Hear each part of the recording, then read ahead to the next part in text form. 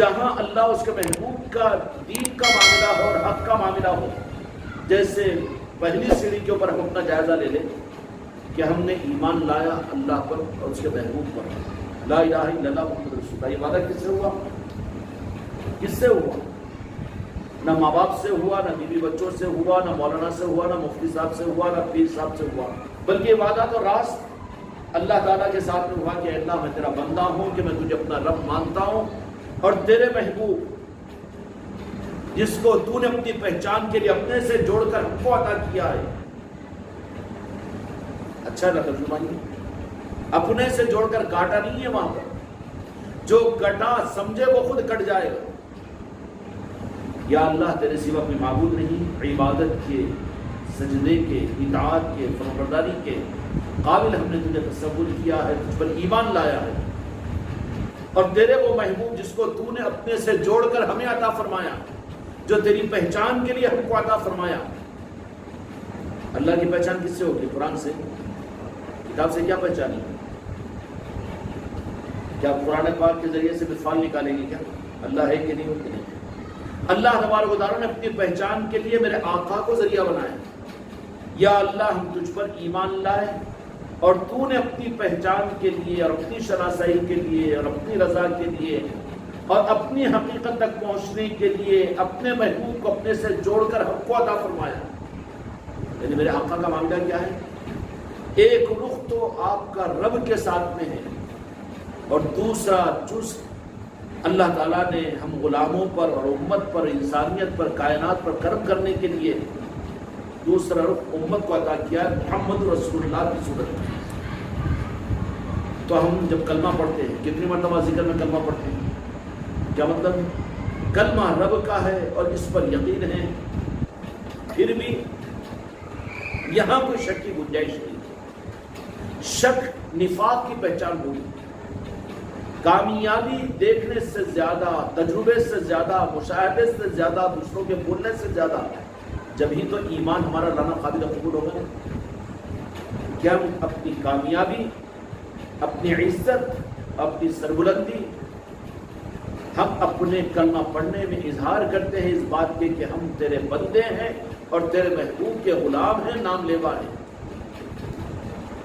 اب اس کلمے کے پڑھنے کے بعد بھی پھر اگر ایقان اور عقیدے کے اندر میں اگر کچے ہو جائیں، جیسے بعض بیچارے صحیح حقیقت کے کلمے کی محنت، کلمہ تو مل گیا ہے عام طور پر، ہر ایک کا کلمہ اتنا ہی ہے، لا الہ الا اللہ محمد رسول اللہ، لیکن اس کی حقیقت کے نہ ملنے کا، راستے نہ ملنے کی وجہ سے زبانوں سے نکل جاتا ہے کہ بھائی ہاں مسلمان ہیں، مگر دنیا اگر ویسے مسلمان بن کر چلے تو کیسا ہماری زندگی گزرے گی، بےمانی تو کرنا پڑتا نا، جھوٹ تو بولنا پڑتا نا، مگر اس کے کیسا ہوگا، اور بیمار ہو گئے تو دوا کھائے بغیر ہم کو صحت کیسا مل سکتی ہے، بھوک لگ گئی ہے تو کھانا کھائے بغیر ہماری بھوک کیسے مٹ سکتی ہے، دنیا ہے تو دنیا کے واسطے تو دنیا کے نظام ہونا ہی پڑتا نا۔ اسباب کے درجے میں تو ٹھیک ہے، اللہ کا حکم پورا ہو رہا ہے، کیونکہ یہ اسباب کا دنیا میں اختیار کرنا،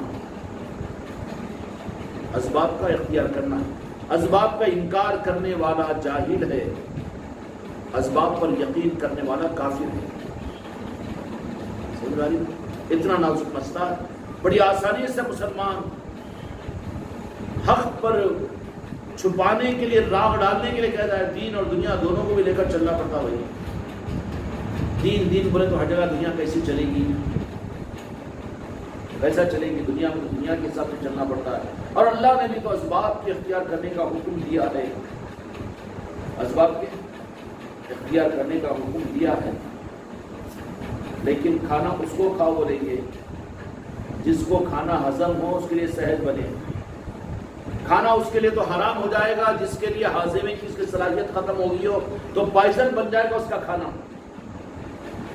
اللہ پر ایقان و یقین پیدا کرنے تک تو اسباب کا اختیار کرنا اس کے لیے حرام ہو جائے گا، ورنہ رب کے مقابلے پر یہ سبب کو لا کر رکھ دے گا، ہوگا کہ نہیں ہوگا؟ کتنا دھمال سے کہہ دیتے ہیں، مسجد کے ممبروں سے بھی، جمعہ کے خطبوں میں بھی، عام طور بھی کتابوں میں بھی، بیانوں کے اندر بھی اسباب اللہ نے پیدا کیے ہیں اور اسباب کے اختیار کرنے کا حکم دیا ہے، اور میرے آقا نے بھی اور انبیاء اکرام علیہ السلام نے اسباب کو اختیار کیا ہے سب کچھ، تو سوال یہ ہے کہ جیسے انہوں نے اختیار کیا ویسے اختیار کرنا تو صحیح ہے، لیکن کیا ان جیسا تو استعمال اور اختیار کر رہا ہے؟ صحت مند ہو تو شوگر کھائے، غذا کھائے، مقوی غذا کھائے تو پھر صحت کا ذریعہ بنے گی، لیکن بیمار بھی نہیں، صحت نہیں، کھانا تو ضروری ہے، کھانا کھائے تو زندہ رہتے۔ اب تو بیمار ہے، تیرے لیے پرہیز ضروری ہے، تیرے لیے غذا سے زیادہ دوا ضروری ہے۔ تو جو اس رخ کے اوپر چلے جاتے ہیں کہ اسباب، اور وہاں پر دلائل یہ دے دیتے ہیں کہ من مانی کے اسباب کو اختیار کرنا ہی اصل میں اللہ کا حکم ہے، یہ غلط ہے۔ اگر من مانی کے اسباب کو اختیار کرنے کا حکم اللہ تبارک و تعالیٰ اگر دے دیتا اور یہی اسباب کے اختیار کرنے کا منشا رب کا ہوتا، تو پھر رمضان المبارک کے اندر میں سحری کے بعد میں کھانا حرام کیوں ہو جاتا؟ وہ چیزیں جو حلال ہیں غیر رمضان کے اندر میں وہ حرام کیوں ہو جاتی؟ نہیں، اسباب ہے نا، اللہ تعالیٰ اسباب دے دیا، ٹھیک ہے، اب اللہ نے کھانے کا حکم دیا ہے، اب ہم رمضان میں بھی کھائیں گے اس لیے کہ اللہ تبارک و تعالیٰ نے کھانے کا حکم دیا۔ تو جو کچھ یہاں پر کہا جاتا ہے کہ اسباب کے اختیار کرنے کا حکم ہے اور پھر اسباب کا اختیار کرنا چاہیے، یقیناً صحیح بات ہے، اسباب کا انکار جہالت ہے، لیکن اسباب کا یقین یہ تو کفر ہے۔ اب اسباب اور رب یہ دونوں ملے ہوئے بارڈر ہے، ادھر آ جاؤ تو کفر ہے اور ادھر رہو تو محبوبیت اور مرغوبیت ہے۔ اور وہاں پر یہ دلائل دینے کے لیے اپنے نفس کی تمنا کو پورا کرنے کے لیے کہ اسباب کو انبیاء نے بھی اختیار کیا، اور انبیاء اکرام علیہ السلام نے بھی، حضرت داؤد علیہ السلام زرہ بنائے لوہے کی اور فنا یہ کی، اور جہاں کے مالک نے بھی اسباب کو اختیار کیا، لیکن سوال یہ پیدا ہوتا ہے کہ تو جیسے اسباب کو اختیار کر رہا ہے، تیرا اختیار کرنا اور ان نیک لوگوں کا اختیار کرنا برابر ہے؟ دکان چلانا نہ، بھائی دکان میں بیٹھنا چاہیے، چلانا چاہیے، بہت ہے، بیمار ہو گیا تو علاج کرانا چاہیے کہ پہلے دکان بیٹھنی چاہیے؟ چاہیے بدل جاتا کہ نہیں چاہیے نا، اس واسطے علاج نہیں کرواتا ہوں، میں دکان پہ بیٹھتا ہوں۔ نوکری کرنا چاہیے، بھائی نوکری نہیں بغیر تو تنخواہ نہیں تو پھر کیسا ریمارک آ جائے گا، تو پھر بیمار ہونے کے بعد میں اب نوکری کرنا چاہیے کہ وہاں چھوڑنا بھی چاہیے پڑے گا، وہاں پر چھوڑنے کا حکم ہے، وہاں کرنے کا حکم تھا، اصل حکم ہے اللہ تبارک و تعالیٰ کا۔ یہاں چکر میں آ جاتے ہیں کہ اسباب کے ساتھ اللہ تعالیٰ دنیا کو چلایا ہے، اسباب کے ساتھ میں چلایا ہے، اور یہ اسباب کے ساتھ میں چلایا اس لیے، اور اسباب کو ہم اختیار اس لیے کرتے ہیں کہ رب نے بھی سبب کو اختیار کیا ہے۔ دنیا یہ دار الاسباب ہے، رب نے بھی سبب کے ساتھ میں دنیا کو چلایا، اور آخرت جو ہوگی وہ دار القدرت ہوگی، وہاں پر سبب نہیں ہوگا بلکہ راس اللہ تبارک و تعالیٰ کا نظام ہوگا۔ اس لیے اسباب کو اس لیے اختیار کرتے ہیں کہ اللہ تبارک و تعالیٰ نے بھی اس دنیا میں اسباب کو اختیار کیا، بندوں کو ہدایت دینے کے لیے آسمانی کتابوں کو نازل کیا، انبیاء اور مرسلین کو بھیجا، نیک لوگوں کو بھیجا، یہ سبب ہی تو ہے نا، اللہ اس کا محتاج نہیں ہے، بغیر اس کے بھی کر سکتا ہے، کر سکتا کہ نہیں؟ پھر ہم سبب کو اختیار کیوں کرتے ہیں؟ اس لیے کہ رب کی سنت کو پورا کرتے ہیں، رب کو اس کا محتاج نہیں سمجھ کر قدرت کے ایقان اور عقیدے کے ساتھ، دل کے اعتقاد کے ساتھ میں خدا کی سنت سمجھ کر اگر سبب کو اختیار کرے گا تو یہ رب کا محبوب بنے گا۔ اب عقیدے اور یقین کے ساتھ میں رب پر بھروسہ کر کے سبب کو اختیار کر رہا ہے، اس کی پہچان کیا ہے؟ اس کی پہچان یہ ہوگی کہ جہاں پر وہاں نفس داخل ہوگا سبب کو چھوڑ دے گا۔ رمضان کا چاند نظر آیا، چھوڑ دے، اب رب کی منشا کے بھوکا رہے، اب نہیں کھانا، کھائے گا تو حرام ہو جائے گا۔ رب کی منشا کو، رب کی سنت سمجھ کر سبب کو اختیار کرنا، اور اس کی پہچان کیا ہوگی؟ وہ اپنے خواہشات کی بنیاد پر اسباب کو اختیار کیا ہوا نہیں ہوگا، بلکہ رب کی سنت سمجھ کر کے خدا نے دنیا کے نظام کو، خدا ہی کی سنت ہے کہ سبب کے ساتھ میں چلایا۔ ماں باپ کے ذریعے سے اولاد پیدا ہوتی ہے، کھیتیوں کے ذریعے سے غلہ نکلتا ہے، لوگوں کو ہدایت قرآن و حدیث کے ذریعے سے ملتی ہے، نبیوں اور اولیاء اور مرسلین کو اللہ تعالیٰ نے ہدایت کے لیے اس دنیا میں پیدا کیا ہے، اسباب اللہ اختیار کیے ہیں۔ اس لیے عبداللہ اس لیے اسباب کو اختیار کرتا ہے کہ رب کی سنت ہے، رب کی سنت سمجھ کر رب کی مجبوری میں سب کو اختیار کرتا ہے، رب کو اگر محتاج سمجھ لیا بغیر سبب کے تو نہیں کر سکتا تو یہ رب کا رب بننے والا کافر ہو گیا. بغیر دوا کھائے مجھے شفا کیسے مل سکتی ہے؟ دوا میں شفا ہے. تو عقیدہ اگر یہ ہے تو وہ کافر ہے دوا کھا کر بھی. اب اس کے لیے دوا کھانا سنت نہیں ہے، دوا کھانا چھوڑ دینا چاہیے اس کو. اہل طریقت اس مرض کو پکڑتے ہیں، اس کفر کو نکالتے ہیں جو چکر میں آ جاتا ہے کہ دنیا دار الاسباب ہے. یہ پکڑ، یہ چور پنچر عام جگہ پر نہیں ملتا، بلکہ اہل طریقت ہی چور پنچر کو پکڑتے ہیں کہ اس کے دل کے اندر میں کیا دنیا کو اسباب کہہ کر قرآن و حدیث کے سمجھ کر سمجھا کر دنیا دار الاسباب ہے، دار الاسباب ہے، اسباب اختیار کرنا چاہیے. تو پھر یہ کیسا اختیار کر رہا ہے، کیسا استعمال کر رہا ہے؟ رب کی سنت سمجھ کر اختیار کر رہا ہے. تو رب پر اعتماد و توکل کرنے والا، رب کی سنت سمجھنے والا، رب کی منشا کے ذرہ اگر ہٹا ہوا محسوس کرے گا تو سارے اسباب کو ایک لفظ چھوڑ دے گا. چھوڑے گا کہ نہیں چھوڑے گا؟ اس کی پہچان ہوگی. یعنی رب کو چھوڑ کر سبب میں لگ جانے والا، یہ تو بات ہی ہے، یہ تو کافر ہے. وہاں پر کیا کرتے ہیں پھر اہل طریقت؟ اس سے اسباب کو چھڑا دیتے ہیں. چل دنیا کو چھوڑ، بیوی بچوں کو چھوڑ، وطن کو چھوڑ، دکان کو چھوڑ، اپنے کاروبار کو چھوڑ. یہ ان کا اس وقت میں ڈائگنوس، اس وقت ان کا ٹریٹمنٹ ہے یہ. اور یہ ٹریٹمنٹ شریعت میں نہیں ملے گا. اس کے لیے تو یہ وہ مرض ہے کہ جس کی اسپیشلٹی ہے آل علی اور اولاد علی کے لیے، کہ وہ اس مرض کو پکڑیں گے کہ کس انسان کے اندر میں رب کے یقین کے ساتھ سبب ہے اور وہ سبب کو اختیار کر رہا ہے. سمجھ رہے ہیں نا میرے بات؟ ہم بھی تو اسباب کی دنیا میں ہیں. ابھی ڈیکاشن پیے، اس کے بعد پھر عشاء پڑھیں گے، پھر کھانا بھی کھائیں گے، وہ کریں گے، اسباب کی دنیا میں ہیں. لیکن سوچو میرے بچوں، ایک ایک لمحہ یا تو خدا کی معرفت اور ایمان میں تمہارے میرے اضافہ کرے گا، یا پھر ایک ایک لمحہ ایک ایک عمل تم کو مجھے خدا کی نظر میں کافر بنائے گا. کھیلو تماشا نہیں ہے. اس یقین کے ساتھ میں بیمار ہو گئے ہیں، سب یہ 5 لاکھ کی ٹیبلٹ ہے اور بالکل اس کے اوپر صحت کے ملنا یقینی ہے، کیونکہ پوری دنیا کا سب سے بڑا ڈاکٹر اس کو یہ دیا ہوا ہے. گیا، خدا تو محتاج نہیں تھا. اب سبب سمجھ کر استعمال کر رہا ہے، یا رب کو بلانے کا ذریعہ اگر بن رہا ہے، رب کو بلانے کا ذریعہ بن رہا ہے تو وہ کفر ہے. یہ گولی کھا کر کافر ہوگا. بہت قریب ملی بھی ہے کہ سبب کی اور رب کی ہے حدود، اور ہم بھی چکر میں پڑے ہوئے. پیاس لگ رہی ہے، پانی پی لیں گے، پیاس بجھ جائے گی؟ بالکل نہیں. رب چاہے گا تو مجھے یہ بڑھنا اور تلخی بڑھ جائے گی. اچھا، یہ بولنے کی بات نہیں، گانے گانے کی بات نہیں ہے، بلکہ یہ تو یہ بات ہے تیل کے کڑائے چڑھے ہوئے ہیں اور تیل کو گرم کر دیا گیا ہے. کہاں جا رہا ہے، کس میں ڈال کر تم کو جلا دیا جائے گا. بے فکر مسکرا رہے کہ تمہارے ہاتھ میں ہماری زندگی اور موت پڑی ہے. اس کی مرضی ہوگی تو اس کے بغیر بھی تو ہم مریں گے، ورنہ اس کے اندر بھی ہم زندہ رہیں گے. صحابہ کو اٹھا کر ڈالا گیا، وہ تیل کے اندر میں وہ جلے نہیں. آگ میں جھونکا گیا صحابہ کرام کو، تو صرف ابراہیم علیہ السلام کے گل و گلزار نہیں بنا، بلکہ صحابہ کے لیے بھی وہ آگ گل و گلزار بن گئی. کون سی چیز ہے یہ؟ نفس کو پکڑا جائے گا. بہت اچھا لگتا ہے کہ اسباب کی دنیا، اسباب کو اختیار کرنا چاہیے. اسباب کو اختیار کرنا سبب کے درجے میں رب کی سنت سمجھ کر. پہلے اپنے عقیدے کو صحیح کرو کہ رب کی سنت سمجھ کر سبب کو اختیار کرو.